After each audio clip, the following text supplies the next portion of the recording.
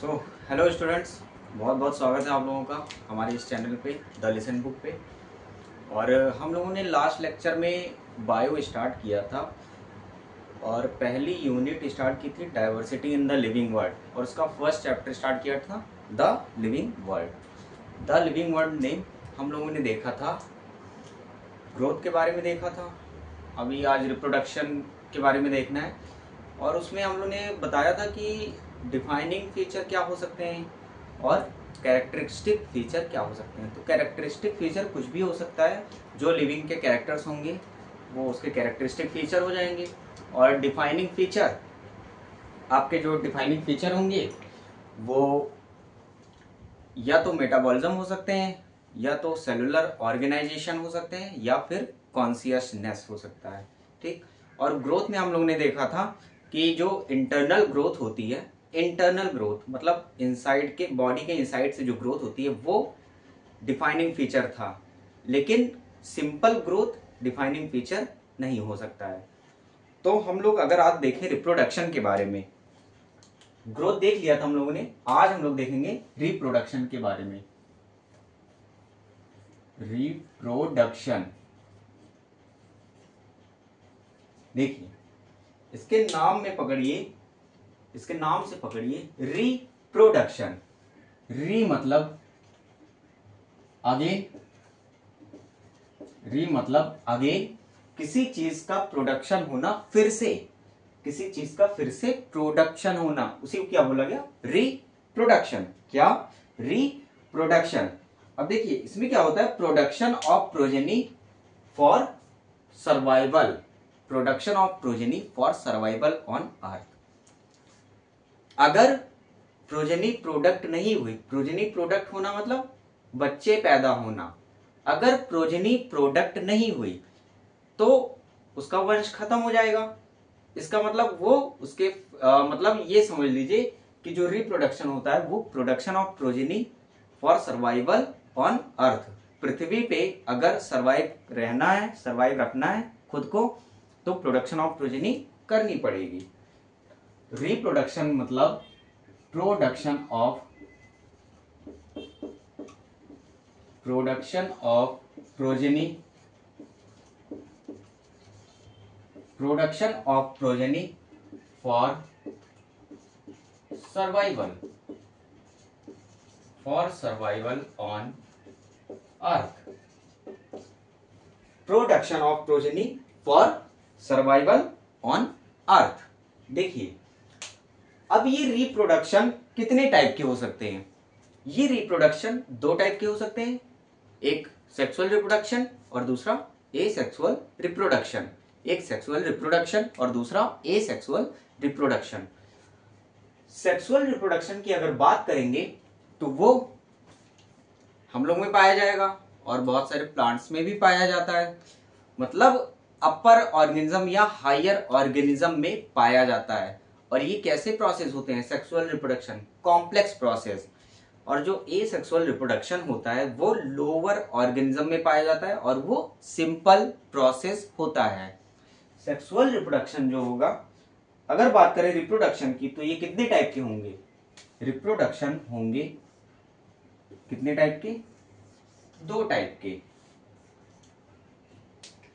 एक तो sexual reproduction, एक होगा सेक्सुअल रिप्रोडक्शन, और दूसरा होगा एसेक्सुअल रिप्रोडक्शन। एसेक्सुअल रिप्रोडक्शन और सेक्सुअल रिप्रोडक्शन। अगर हम सेक्सुअल रिप्रोडक्शन की बात करें, अगर हम सेक्सुअल रिप्रोडक्शन की बात करें तो इसमें गैमेट बनेंगे, एसेक्सुअल रिप्रोडक्शन में भी गैमेट बनेंगे। लेकिन क्या होता है, इसमें गैमेट का फ्यूजन भी होता है, उसमें गैमेट का फ्यूजन नहीं होता है। गैमेट आपस में फ्यूज नहीं होते हैं। क्यों? क्योंकि जो सेक्सुअल रिप्रोडक्शन होता है ये क्या होता है? By parental, by parental. ये बाई पेरेंटल क्या है बताते हैं। और एसेक्सुअल रिप्रोडक्शन क्या होता है आपका? Uniparental. जो सेक्सुअल रिप्रोडक्शन होता है वो बाई पेरेंटल होता है और asexual reproduction uniparental. Bi मतलब टू, पेरेंटल मतलब पेरेंट्स। ये इसका मतलब क्या, बाई पेरेंटल, बाई मतलब दो, पेरेंटल पेरेंट्स, मतलब two parents are required, two parents are required for complete the process, for completion of this process. Two parents are required for completion of this process. ठीक, ये जो asexual reproduction होता है, जो asexual reproduction होता है, ये क्या होता है, यूनि पेरेंटल। यूनि मतलब single parents need. Sexual reproduction में दो पेरेंट्स की नीड होती है इस प्रोसेस को पूरा करने के लिए, और ए सेक्सुअल रिप्रोडक्शन में केवल एक ही सिंगल पेरेंट्स की नीड होगी, केवल सिंगल पेरेंट्स की नीड होगी। अब देखिए, ये जो दो पेरेंट होंगे ये कैसे होंगे, अपोजिट जेंडर के, both male and female, both male, male का साइन ये होता है बेटा, both male and female, female का साइन ये होता है। Both male and female parents, both male and female parents, इसमें केवल सिंगल पेरेंट्स, उसमें अगर सिंगल पेरेंट है तो उसमें कोई स्पेसिफाई नहीं किया गया कि वो मेल होगा या female, single parents. Both male and female parents are required for sexual reproduction, are required for sexual reproduction.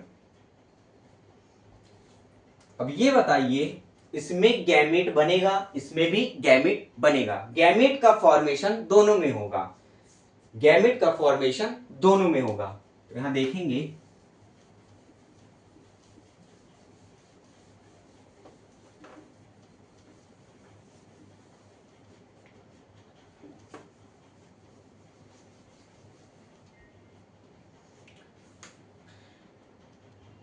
Mail and female, ये मेल का साइन है और ये फीमेल का साइन है। Male and female both type of gamete formed. अगर दोनों type के पेरेंट्स हैं तो दो टाइप के गैमेट भी बनेंगे, mail and female both type of gamete form. इसमें भी क्या होगा, गैमेट फॉर्म्ड होगा, गैमेट फॉर्म्ड। इसमें कोई स्पेसिफिकेशन नहीं है कि मेल गैमेट होगा या फीमेल गैमेट, ठीक। Mail and female both type of gamete formed. अगर मेल और फीमेल दोनों टाइप के गैमेट बने हैं तो दोनों आपस में फ्यूज होंगे और इसको बोलते हैं फर्टिलाइजेशन। इसको क्या बोलते हैं, फर्टिलाइजेशन। तो मेल और female gamete fuse together during fertilisation. Male, ये मेल है, एंड फीमेल ये फीमेल है। Male and female gametes are fused, are fused during fertilisation. ये फ्यूजन कब होता है, ये फ्यूजन होता है फर्टिलाइजेशन के दौरान। यहां पे फर्टिलाइजेशन नहीं पाई जाएगी,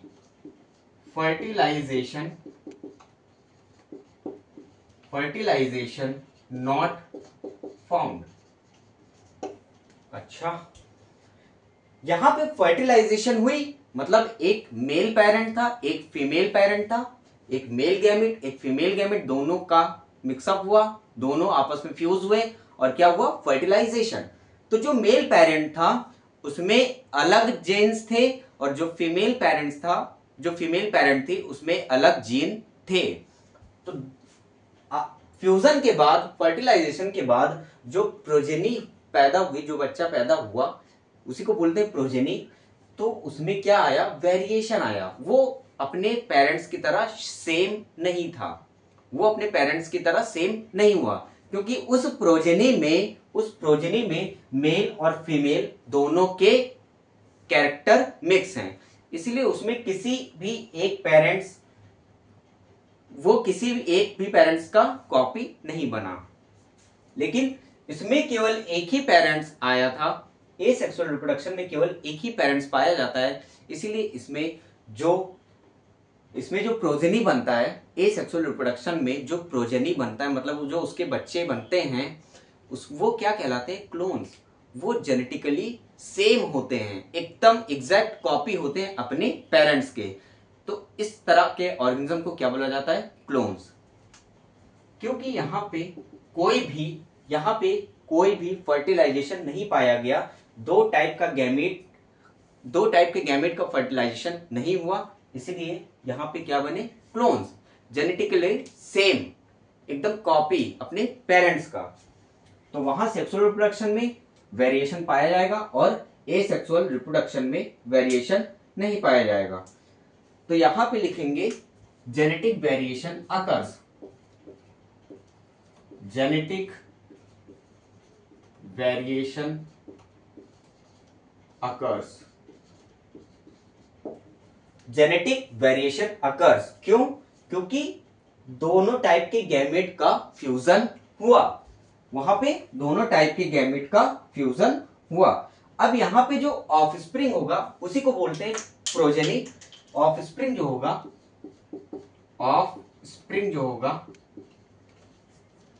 ऑफस्प्रिंग मतलब प्रोजेनी, उसी को क्या बोलते हैं, progeny.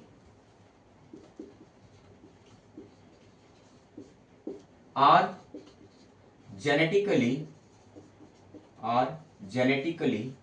similar to their parent, और ये जो ऑफस्प्रिंग है इसको बोला क्या जाएगा, इस तरह के ऑफस्प्रिंग को बोला जाता है क्लोन्स। कैसे ऑफस्प्रिंग को, जो अपने पेरेंट की तरह एकदम कॉपी हो, जेनेटिकली और मॉर्फोलॉजिकल सब तरह से एकदम कॉपी हो, इसी को क्या बोला जाएगा, कॉल्ड क्लोन्स। इनको क्या बोला जाएगा, क्लोन्स। क्लोन्स केवल किसमें प्रोड्यूस होते हैं, एसेक्सुअल रिप्रोडक्शन में। सेक्सुअल रिप्रोडक्शन में कोई भी क्लोन्स नहीं पैदा होंगे, एसेक्सुअल रिप्रोडक्शन में क्लोन्स प्रोड्यूस होते हैं। ये लिख लेंगे।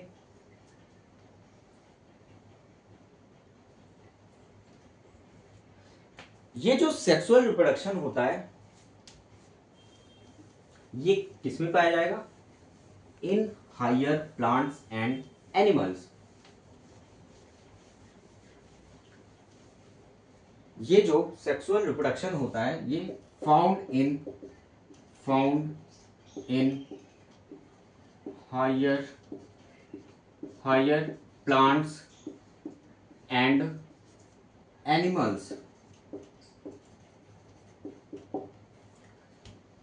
और ये जो एसेक्सुअल रिप्रोडक्शन होते हैं ये फाउंड इन लोअर ऑर्गेनिज्म,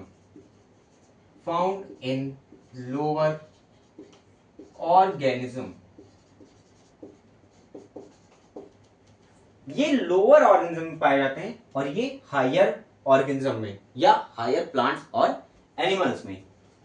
ये जो सेक्सुअल रिप्रोडक्शन की ये जो प्रोसेस होती है ये क्या होती है, कॉम्प्लेक्स प्रोसेस होती है, इसीलिए ये हायर प्लांट्स और एनिमल्स में पाए जाते हैं, जो हायर ग्रुप में होते हैं। और जो लोअर ग्रुप वाले ऑर्गेनिज्म होते हैं उनमें सिंपल प्रोसेस चलती रहती है, इसीलिए एसेक्सुअल रिप्रोडक्शन जो इसमें पाया जाता है वो क्या होते हैं, सिंपल प्रोसेस। तो जो सेक्सुअल रिप्रोडक्शन होता है वो हमारा कॉम्प्लेक्स प्रोसेस होता है और जो एसेक्सुअल रिप्रोडक्शन होता है वो सिंपल प्रोसेस होता है। अब देखेंगे सेक्सुअल रिप्रोडक्शन का पूरा एक चैप्टर है और ए सेक्सुअल रिप्रोडक्शन का थोड़ा सा ब्रीफ देख लेते हैं कि ए सेक्सुअल रिप्रोडक्शन कितने टाइप के होते हैं और कैसे पाए जाते हैं, कहाँ कहाँ पाए जाते हैं। तो देखेंगे ए सेक्सुअल रिप्रोडक्शन के बारे में।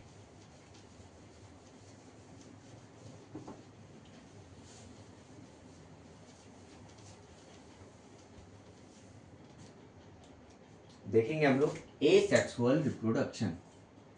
ए सेक्सुअल रिप्रोडक्शन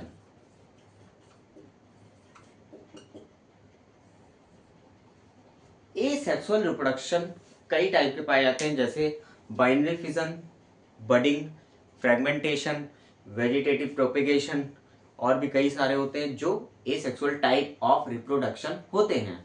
ए सेक्सुअल रिप्रोडक्शन के जो टाइप होते हैं, अगर हम पहला बात करें, अगर हम लोग बात करें बाइनरी फिजन की, अगर हम लोग बात करें बाइनरी फिजन की,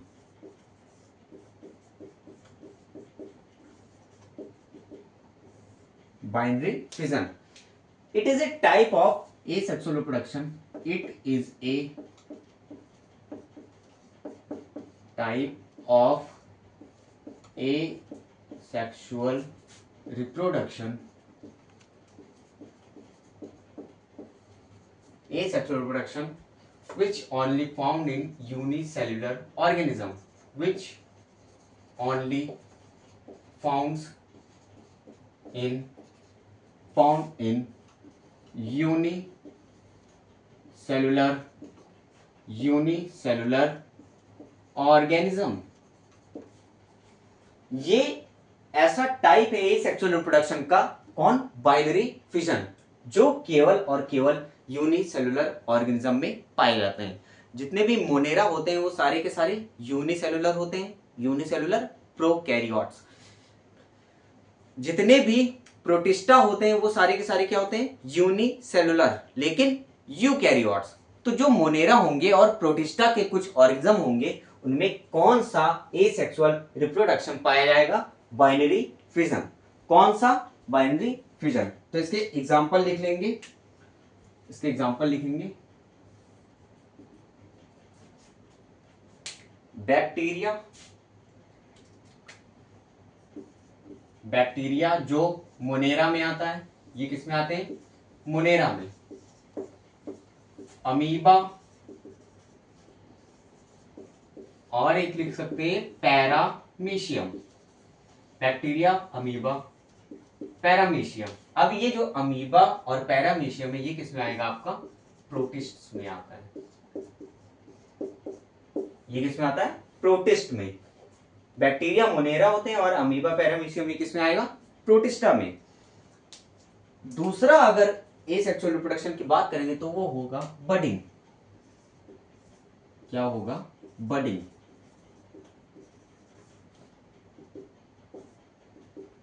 बडिंग, पहला बाइनरी फिजन और दूसरा बडिंग। इसमें क्या होता है? New organism develop from, new organisms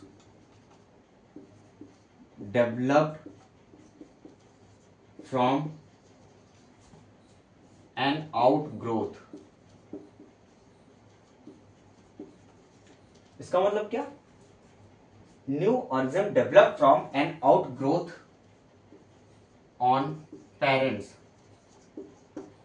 देखिए ये जो बडिंग होता है ये क्या होता है? इसमें कौन सा, ये कैसा है सेक्सुअल रिप्रोडक्शन? इसमें होता क्या है?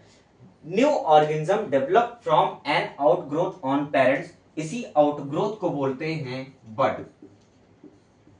क्या होता है? पेरेंट्स जो होते हैं उनके ऊपर एक आउटग्रोथ, मतलब बाहरी सतह पे थोड़ी सी आउटग्रोथ निकल आती है, उसी को क्या बोल दिया? बड।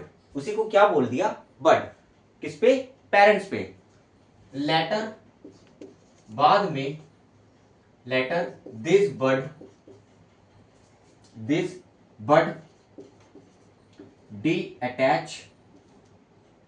detach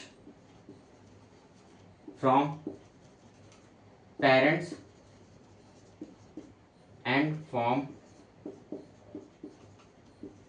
N individual. देखिए, नया ऑर्गेनिज्म, न्यू ऑर्गेनिज्म पेरेंट्स के जो आउटग्रोथ होते हैं बड, उससे नया ऑर्गेनिज्म का बनना बडिंग कहलाता है। अब यही क्या होता है, यही बड लेटर मतलब बाद में यही बड पेरेंट से टी अटैच हो जाता है, यही बड बाद में पेरेंट से अलग हो जाता है और वो बड अलग होके पूरी की पूरी एक इंडिविजुअल बना लेता है, मतलब एक पूरी बॉडी बना लेता है। तो इसको क्या बोलते हैं, बडिंग। इसके एग्जाम्पल अगर देखें तो इसके एग्जाम्पल में होगा ईस्ट और हाइड्रा।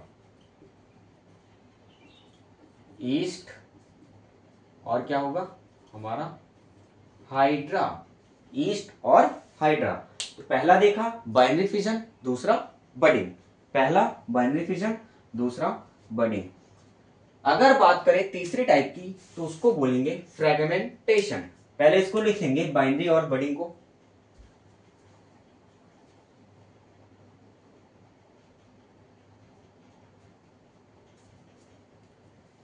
देखिए, अगर हम बात करें फ्रेगमेंटेशन की, अगर हम बात करें फ्रेगमेंटेशन की,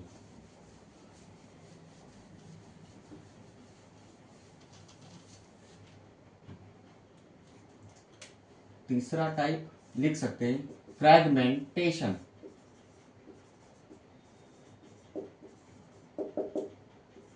फ्रेगमेंटेशन, इसमें क्या होता है, जो एक ऑर्गेनिज्म होता है वो फ्रेगमेंट में कट के अलग होता है और जितने भी उसके फ्रेगमेंट होंगे वो सारे फ्रेगमेंट एक नया ऑर्गेनिज्म बना लेते हैं। जैसा वो ऑर्गेनिज्म था ऐसे ही उसके जितने फ्रेगमेंट अलग अलग कट गए अगर, तो वो सारे फ्रेगमेंट पूरा एक ऑर्गेनिज्म ही बना लेते हैं। इस प्रोसेस को बोलते हैं fragmentation type of asexual reproduction. यहां पे देखेंगे इन दिस प्रोसेस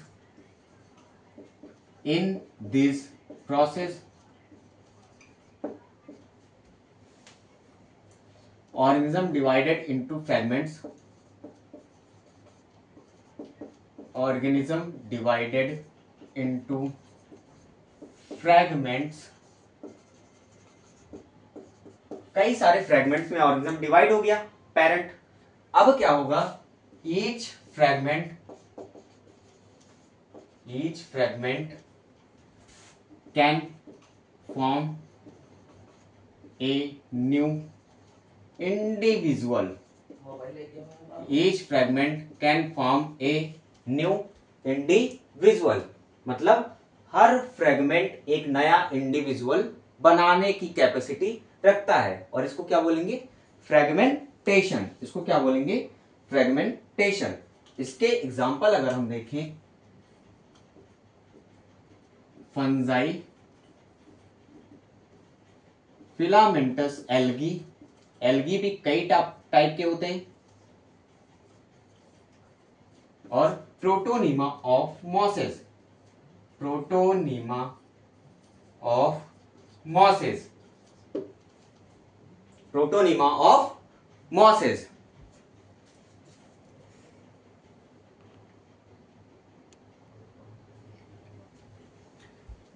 देखिए, फंजाई, फिलामेंटस एल्गी और प्रोटोनीमा ऑफ मॉसेस।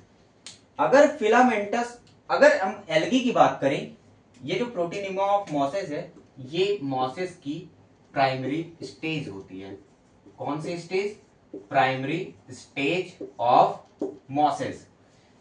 एल्गी कई टाइप के होते हैं, कॉलोनियल एल्गी, फिलामेंटस एल्गी, ये सारे एल्गी के टाइप हैं। तो उसी में से जो फिलामेंटस एल्गी, फंजाई और प्रोटोनीमा ऑफ मॉसेस होते हैं वो सब क्या परफॉर्म करेंगे, fragmentation type of asexual reproduction, ये लिख लेंगे।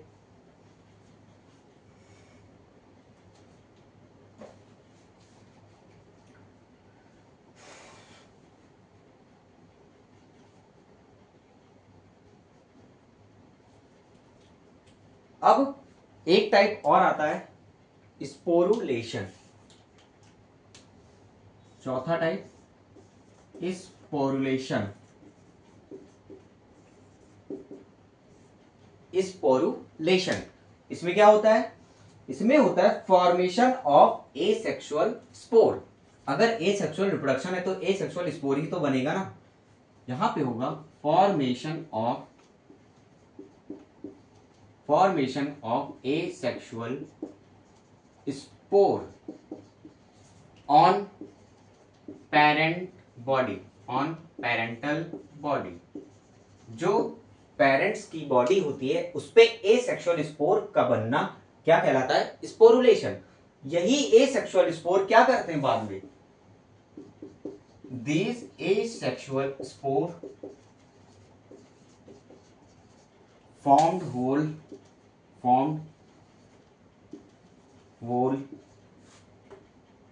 new individual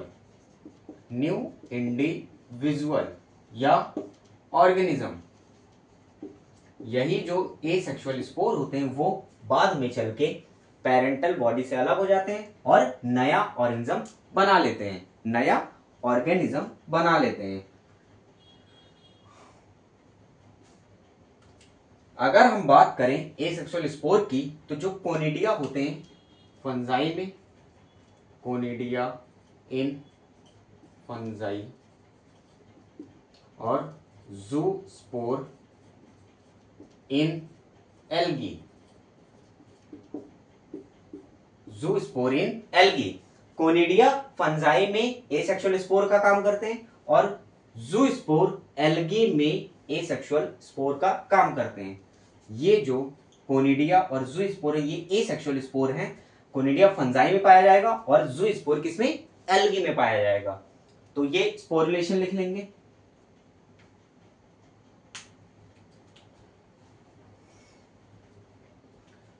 इसके बाद आता है हमारा रीजेनरेशन। क्या? रीजेनरेशन।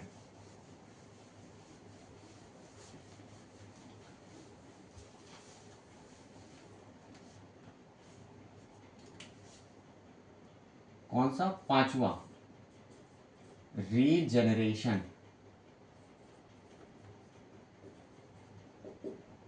इसमें क्या होता है कि अगर बॉडी का कोई भी पार्ट कट गया या लॉस हो गया तो उसको रीजेनरेट कर ले ऐसी कैपेसिटी पाई जाती है ऑर्गेनिज्म में, और इस प्रोसेस को ही क्या बोलते हैं? Simply regeneration. इस प्रोसेस को क्या बोलते हैं? रीजेनरेशन। तो इसको लिखेंगे the ability of an organism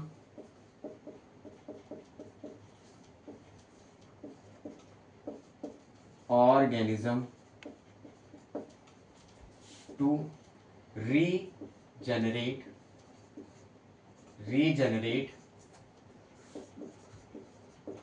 their lost or damaged part of body,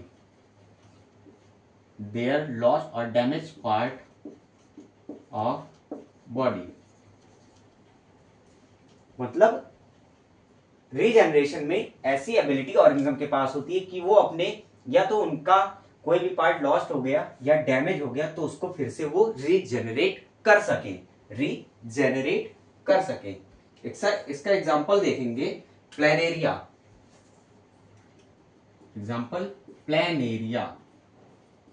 इसमें बेटा रीजेनरेशन की कैपेसिटी पाई जाती है। और एक लिखेंगे लिजर्ड।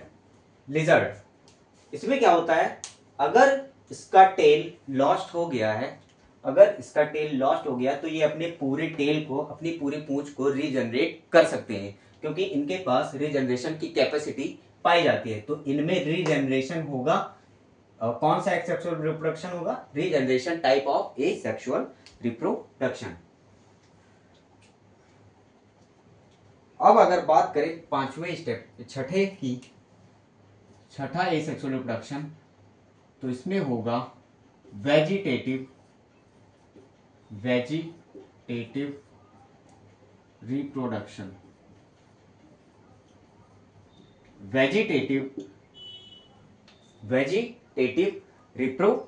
इसमें क्या होगा? वेजिटेटिव पार्ट जो होंगे वो पार्टिसिपेट करेंगे रिप्रोडक्शन के लिए। यहां पे क्या होगा? New plants. ये जो होता है ये ओनली फॉर प्लांट्स, ये केवल प्लांट्स के लिए होता है। New plants are arise new plants are arise from vegetative part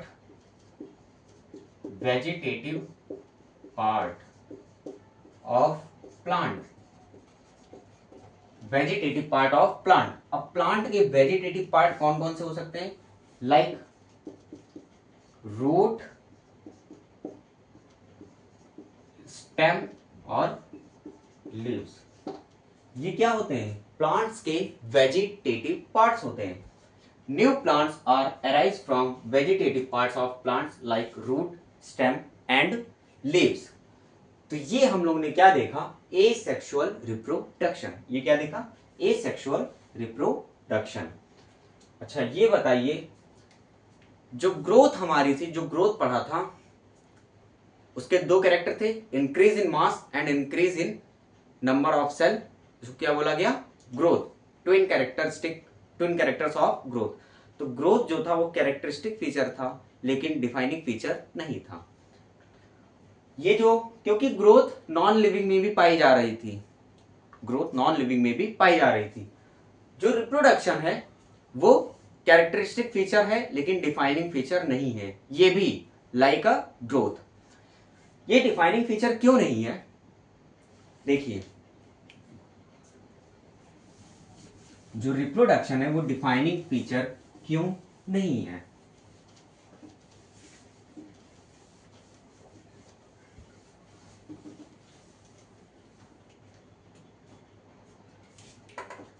पहले लिख लेंगे, reproduction is not a defining property. किसके लिए डिफाइनिंग नहीं है? लिविंग ऑर्गेनिज्म के लिए। Reproduction is not a defining property for living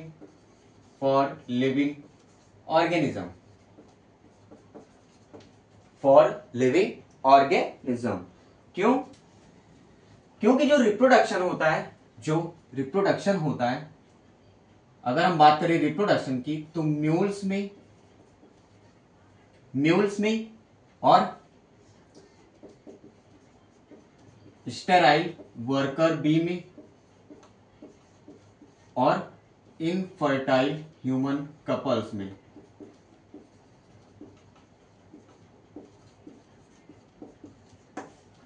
mules में, स्टेराइल वर्कर बी में और इनफर्टाइल ह्यूमन कपल्स में रिप्रोडक्शन नहीं पाया जाएगा। ये तीनों रिप्रोडक्शन नहीं कर सकते हैं। क्यों? क्योंकि ये स्टेराइल होते हैं। ये क्या होते हैं? स्टेराइल। ठीक। ये जो वर्कर भी होते हैं, ये क्या होती हैं? फीमेल। और ये क्या? स्टेराइल होती है। इनफर्टाइल ह्यूमन कपल्स, जिसमें फर्टिलिटी की कैपेसिटी ना हो, वो इनफर्टाइल हो गए, तो वो भी रिप्रोडक्शन नहीं कर सकेंगे। और जो म्यूल्स होते हैं, म्यूल्स के बारे में अगर देखें तो ये जो म्यूल्स होता है, ये क्या होता है? Product of male donkey and female horse.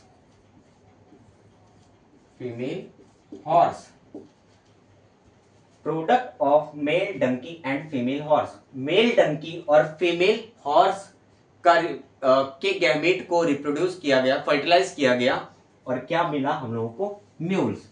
इस म्यूल्स को बोलते हैं खच्चर, जो पहाड़ों पे बोझा ढोने का काम करते हैं। क्या कहलाते हैं? उसी को क्या बोलते हैं? खच्चर या म्यूल। अब ये म्यूल जो है, ये रिप्रोडक्शन क्यों नहीं कर सकता है? क्योंकि इसके गैमेट भी नहीं बनेंगे। इस म्यूल्स के गैमेट भी नहीं बनेंगे, इसलिए वो रिप्रोडक्शन नहीं कर सकेगा, क्योंकि इसके पेरेंट की स्पीशीज डिफरेंट हो गई, मेल डंकी और फीमेल हॉर्स। इसीलिए ये क्या हो गया? म्यूल। ठीक, ओके। तो अभी यहां तक लिखिए। अभी ये बात थी हमारी रिप्रोडक्शन की। अब इसके बाद हम लोग नेक्स्ट लेक्चर में देखेंगे मेटाबॉलिज्म के बारे में और कॉन्शियसनेस के बारे में। तो आपका डिफाइनिंग और नॉन डिफाइनिंग वाला टॉपिक खत्म हो जाएगा नेक्स्ट लेक्चर में। कौन सा? मेटाबॉलिज्म और कॉन्शियसनेस देखेंगे नेक्स्ट लेक्चर में। ओके, ठीक है, ओके। और एनसीईआरटी रीड करते रहिएगा लगातार, जितना भी पढ़ाएं एनसीईआरटी में देखते रहिएगा। और कुछ भी समझ में नहीं आए तो कमेंट बॉक्स में आप लोग कमेंट कर सकते हैं और वहाँ पे पूछ सकते हैं। ठीक है, okay, thank you, bye bye.